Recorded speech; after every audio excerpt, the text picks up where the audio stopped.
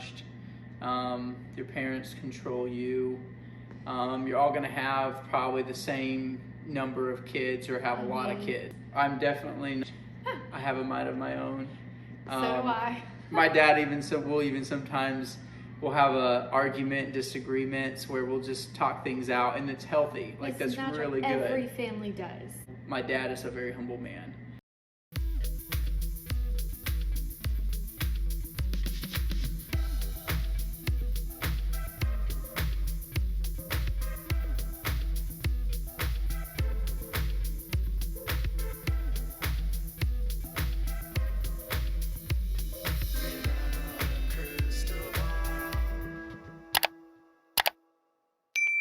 Hey everyone, it's Katie from Without a Crystal Ball. Welcome back to my channel. It is Tuesday, November 1st, 2022, and I hope you are having a wonderful day. Listen, I am a couple days late to this video, and I do apologize ahead of time. This video is in response to a Q&A that Jed Duggar and his wife Katie put out last week about their family. And it was addressing some of the non-addressed issues that Jed has been skating and not responding to in the months since everything went down with his brother Josh. This is an interesting video for them to put out because it follows news that his sister Jinger is going to be putting out her book about the IBLP and how she was able to break free from this belief system.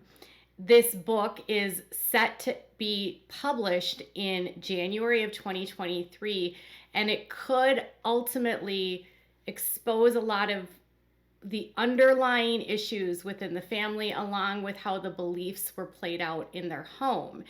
And while the Duggars don't generally respond to media requests, they don't respond to rumors, they just tend to ignore things. They're pretty good at trying to respond in ways like this video did, as well as stories that have been put out recently about how Josh's brothers have not made any statements about what's been going on, as well as Anna putting out stuff basically claiming that she'll never forgive Josh's sisters, and the Duggar siblings are kind of at odds with Anna. So this video seems to be interestingly timed. And with Jed, he seems to be Jim Bob's go-to lately for damage control.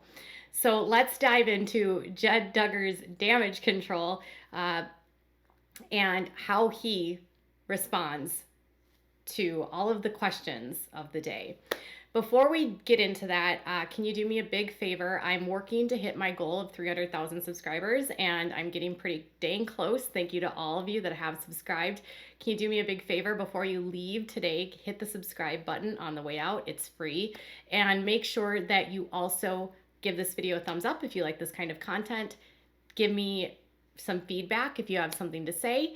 And as always, make sure that you ring the bell so you get notifications sent to you and you never miss a video. I'm super excited to put this video together, and I did a response about this on Instagram, and now I've had some time to like go through it again and watch it and kind of calm down. Admittedly, it's been a pretty tense few weeks of just propaganda being put out by the Duggars, and it's been sometimes hard to temper my emotions. I'll admit, I'm a human. This video by Jed, though, it's got all the talking points that you would expect, but one of the biggest things that he addresses right off the bat is what the misconceptions are of his family. Okay, this one's probably mainly for you. What is the biggest misconception of your family? Oh, you're brainwashed. Your parents control you. You're all gonna have probably the same number of kids or have a lot of kids. I'm definitely not brainwashed. I have a mind of my own. My dad will sometimes have a argument, disagreements where we'll just talk things out, and it's healthy. Like that's really good. Every family does. My dad is a very humble man. My mom as well, she's just the sweetest thing ever. I've got some amazing parents. Are they, they aren't perfect, I know that, but I love them for who they are. And so I'm really grateful for my parents. The upbringing that I had, of course it wasn't perfect, and I think a lot of people are seeing that Now, like, it's not, my parents for a long time, every time they would speak, every time they opened their mouth, they would say, we were not a perfect family. Now the world, of course, is seeing that. Really big. So one of the things that I think is interesting about this response is that, like, the first thing he says is like that I'm brainwashed, that my parents control me. I think the brainwashing part speaks to the book, okay? Because in her book, she's going to address how there was all these different rules that she had to follow, and she believed that she had to follow, Jinger had to follow these rules in order to get bigger blessings from God in heaven.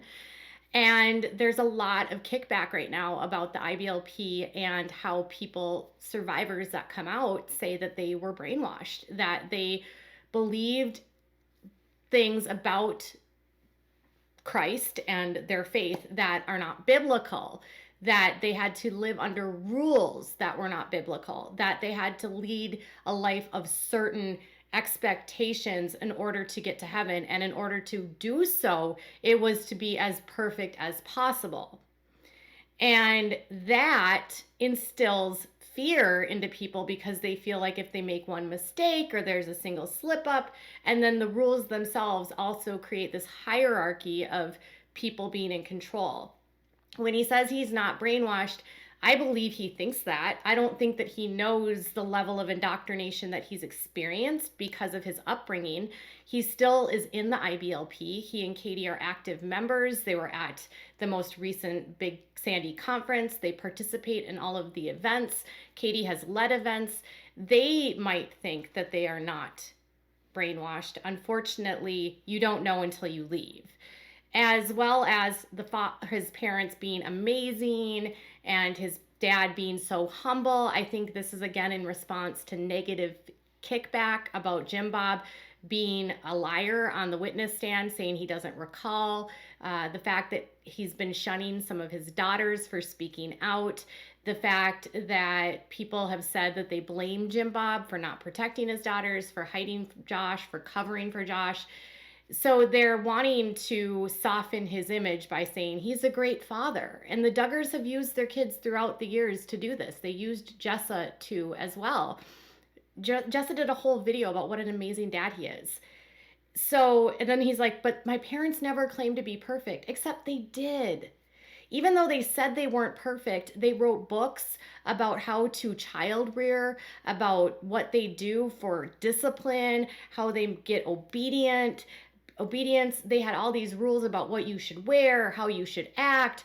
They did claim to be perfect, and they judged people who weren't like them and said that they weren't as good as them. So they might have said they weren't perfect, but they weren't acting that way. They were very hoity-toity and higher than everyone and better than everyone. I think Jed's just misguided, and while he says his dad doesn't control him, Jed's house is owned by Jim Bob. He lives at the car lot. He runs a business for Jim Bob. He's the car manager of the business Champion Motor Cars. So Jed's not going to say anything critical of his father because Jed's life is revolving around his dad. In some ways, I just feel sad that Jed just doesn't even know what he doesn't know. Really big misconception is that like no one has a mind of their own and these things are like forced on them, and it's like, we're actually happy. Like we love our lives and we make our own choices, and some of them are going to be similar to both of our parents and some will be different, and the same will happen with our kids too, and that's just the process of life. It's not about are you going to have differences. It's about, really when and how you're going to deal with those things. There's this intoxicating aspect of being involved in a cult because people don't go into a cult thinking it's a cult. There's usually a draw and a reason why. In a group like the IBLP, it's like teaching people how to be the best people ever, and you are the anointed and the chosen. So of course, they're going to say things like, we love our life, because there's an intoxicating feeling you get, in my experience, because I've been in churches that have very cult-like behaviors, when you feel like you know something that other people don't, and you have the skills to get to heaven that other people don't have, and that everything that you're doing is a bigger blessing for God, and that every child that's given to you is a sign that God loves you more and he trusts you more, and that's a sign that you're better than everyone. And he said before, like, you're seeing right now that we aren't perfect, what we're seeing right now is the aftermath of a father pretending to be perfect on television and then covering up for the crimes of his son.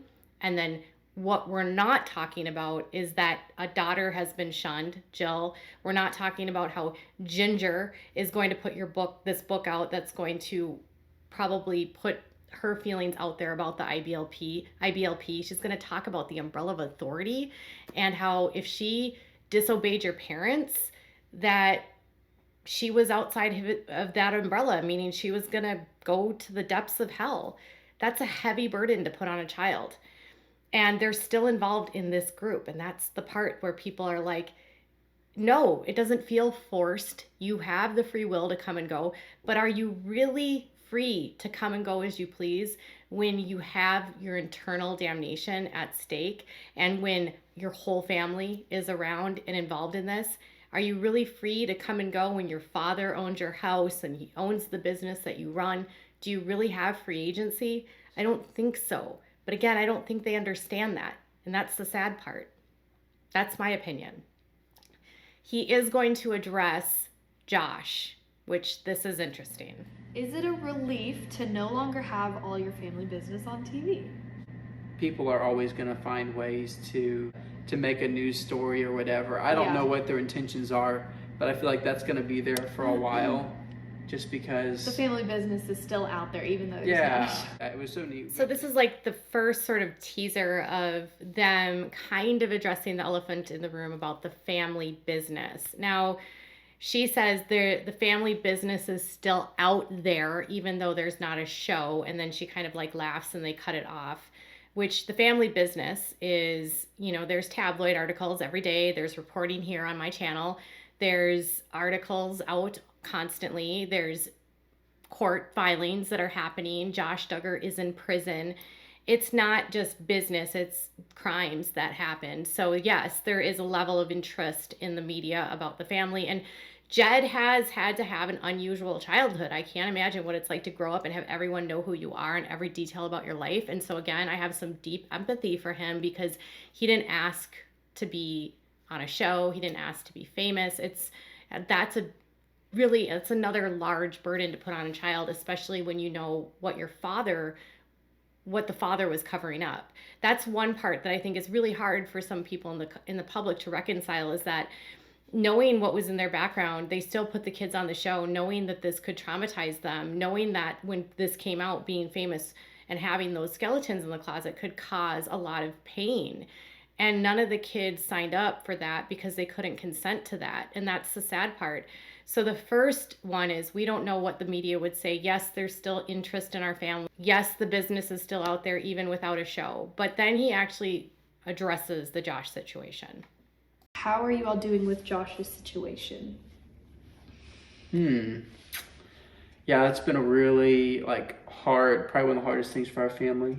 Of course, a lot of you have seen, the headlines and all these things. And it does sadden us. My oldest brother, his decisions, things that he's done. And it's a very sensitive spot, I know, in our family. Everyone's probably dealt with it differently. Especially with, Anna, their kiddos. And just try to be there for them as much as we can. Be there for our other family members. I think spending time together as a family is important too. Talking about things and just being there, being present. And so I feel like that's our main purpose right now, is just how can we show love to our family, as we know that each one's it's just a hard time. We're going to go through challenges in life. And so I feel like a lot of it's just learning how to deal with those challenges when they come up, and having humility. We're all learning. Yeah. Remember how I said that the Duggar sons will not speak negatively about the situation because of Jim Bob? This is kind of proof. While he's kind of addressing the situation, he really didn't say anything. It was a very political answer, very different than what his sisters made comments on. Jill was glad that justice was served. Jinger was praying for Josh's soul. Both spoke about the victims in the case. Jinger, Joy as well, and Jessa, they all had statements about the situation. And with Jed, it's just, it saddens us, the decisions that Josh has made. My older brother, he didn't even give him a name. I'm sure you've seen the headlines, being there for Anna and the kids. They make a lot of attention on Anna and the kids, but what about being there for the sisters? I mean, he says, being there for my other siblings, talking about it. They didn't say really anything. He didn't express his feelings about what Josh has done. He didn't say he was mad. He didn't say, others were saddened. He didn't speak about the victims that were hurt. He didn't address anything. I mean, the facts are, if Josh gets a new trial, say his appeal gets overturned, Jed's a witness for the defense. Jed is willing to sit on the defense side and be a witness for his brother, to try to potentially frame someone else for the crimes. He is a witness for the defense. So Jed cannot say anything about his brother while the appeals are going on. And Jed works for his father, and his father is likely the one that's heading up the bill for these appeals, because Josh and Anna don't have income right now. He is not working, and they didn't have all this money stashed away. They couldn't have. Josh and Anna's life has become dependent on Jim Bob to foot the bills for the legal fees, to try to fix the narrative in the public, to try to make the family look sympathetic again, to make people feel badly for them. And sometimes it works. You see these videos and you're like, my heart hurts that the tragedy here is that there's children that are now adults that have no clue that they're brainwashed. They have no clue that it's abnormal for a parent to have this much control on their lives. They know the talking points that their parents have given them. They know that if they speak out against their father or Josh, they could get shunned. They could be financially ruined. They could lose support. They could lose friends. So instead, they do what's comfortable and safe. It is hard to go against your family and to go against a machine and come out the other end, especially if you don't have the education or the pull that your dad has. Jed would have to work a hell of a lot harder if he had to run his own car business. He would have to work a hell of a lot harder to make money, to have a home. He would have to do things by himself. He would have to do what Jill did and rely on her husband to go and get a job, and then to use the food pantry, to put out social media content to help support her family while her husband went to law school. He would have to find a way to sustain his life without his father's help. And if you do that, you give up the access to the private planes, the free room and board at his dad's house. You give up the access to a job where you don't have to put in a resume. You don't have a boss. The only boss is your father. And the sad part is you don't have the education because your parents gave you a piss poor homeschool education through the IBLP's ATI curriculum. Not all homeschooling is bad. Okay, I just need to put that out there. The ATI is wholly horrible. Speak to anyone that has had to climb out of that. The girls' education, according to people I've talked to, is around an 8th grade level. The boys is not much higher. So you've got kids that just weren't educated well enough to know what they don't know. And Jim Bob has his kids exactly where he wants them. So for Jim, or for Jed, he's like, he knows what to say to get out of the situation without saying anything at all. And he learned that from his parents. And that's sad. And that's why this group is dangerous, because they create people that don't know what they don't know. Does that make sense? And Jed lives in a patriarchy where he will eventually become like his dad, and he can have control over his kids. And if he wants to go that route, this group will enable him to do that. What benefit does he have to leave when this group serves to keep the men in power and the women subservient? The men get massive egos from this group, and they breed narcissists. A lot of people don't like Jed. I feel bad for Jed, and I will say I wish Jed could be more honest, but I also know he can't be because he's too afraid to cut ties with his dad, in my opinion. Tell me what your thoughts are in the comments below. Bye, guys.